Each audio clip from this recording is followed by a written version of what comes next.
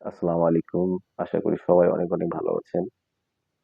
এই মুহূর্তে আমাকে যারা দেখছেন সবাইকে অনেক, অনেক ভালোবাসা এবং শুভেচ্ছা। একটি বিষয় নিয়ে কথা বলতে আসলাম। আজ দীর্ঘ ১ সপ্তাহেরও বেশি পার হয়ে গেছে। হাদি ভাইয়ের আ হত্যার বিচার আমরা কিন্তু এখনো সঠিক খুনি তাকে এখনো ধরতে পারিনি। এটা কি আমাদের উম রাষ্ট্রের যে আইন শৃঙ্খলা বাহিনী আছে তাদের কি ব্যর্থতা নাকি সফলতা? আপনারা কি বলবেন? অবশ্যই আমি মনে করি এটা একটা ব্যর্থতা।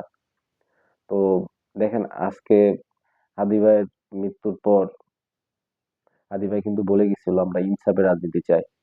যেখানে সাম্য থাকবে, যেখানে সবাই সবার মতামত প্রকাশ করতে পারবে। তো সে কিন্তু বরাবরই বলে গেছিল একটা ভিডিওতে যে আমি যদি মারাও যাই তবে আমার হত্যাকারী বিচারটা যেন আপনারা করেন।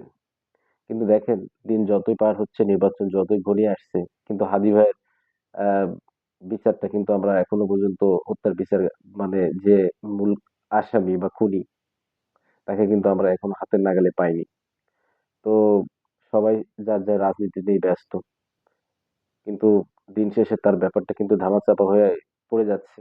তো আশা করি সবাই আ খুব দ্রুততার সহিত যেন হাদি ভাইয়ের হত্যার বিচার এই বাংলার জমিনে হয় এবং হাদি ভাইয়ের হত্যার পিছনে যারা জড়িত, যারা মীর জাফর, কারা এই মীর জাফর, কারা এই আ খুনি তাদেরকে যেন বাংলার মানুষের সামনে মুখোশ উন্মোচন করা যায়। সেই আশায় আমরা বাংলাদেশের ১৮ কোটি মানুষ অপেক্ষায় আছি।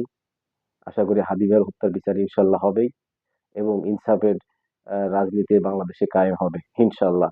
আর সবাই আ যত দ্রুত সম্ভব আমি বাংলাদেশের স্বরাষ্ট্র উপদেষ্টা থেকে শুরু করে উপদেষ্টা পরিষদের সবাইকে অনুরোধ করব, হাদি ভাইয়ের হত্যার বিচার যত দ্রুত সম্ভব যেন করা যায়।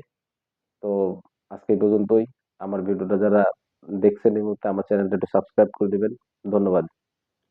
ইনকিলাব জিন্দাবাদ।